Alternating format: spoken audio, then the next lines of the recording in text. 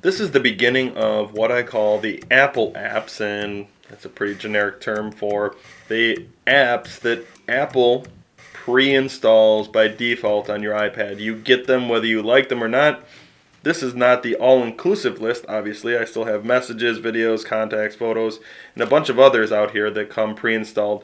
But these are the ones that I think educators really need to take notice of on the iPad before they progress on or move on to most any other app. Get to learn these a little bit and then move your way out and learn more about other apps. Let's take a snapshot look at FaceTime, App Store, Safari, iBooks, Mail, Camera, and Maps.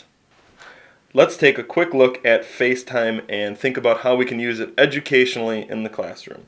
For those of you who are familiar with Skype, you'll notice or you'll begin to realize that this is very similar to Skype in a lot of fashions. It takes video. There's my hand right there. I don't know if you can see that or not.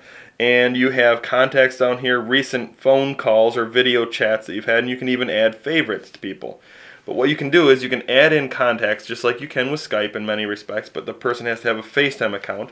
So if they have an iPhone or iPod or another iPad or even a Mac, you can set up FaceTime so that you can essentially video chat with people from afar. It doesn't really matter where they are as long as they have some sort of internet connection and a fairly stable internet connection.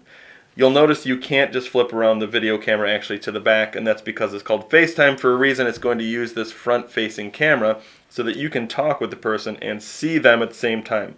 If I were to add in a contact here and begin Skyping with them, a little tiny video of them appears in the corner and I can hear them talk, they can hear me talk, they can see video of me and I can see video of them. I think you get the gist of this, but how are we going to use this in an educational way? Let me use Puppet Pal, which is an iPad app to illustrate my issue that potentially a teacher may have but may be solved by something like Skype or FaceTime.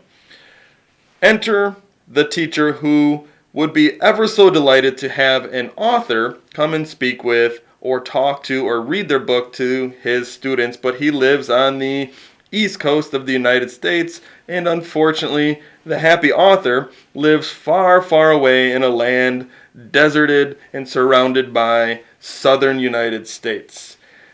This teacher does not live there, unfortunately, and cannot connect with this author who doesn't live in the East Coast until enter Magic Fairy, FaceTime, or Skype. And she waves her magic wand and bling, these two are brought together in a harmonious virtual environment where teacher asks author to FaceTime or Skype with their students, and this author doesn't have to waste her valuable, shiny time on traveling or spending hours on an airplane, and this teacher doesn't have to spend his money or his resources on paying for flights or worry about how to coordinate it. And in 15 minutes, the author gets to read to the wonderful students. They get to listen and enjoy much in the same way they would in a real-world experience.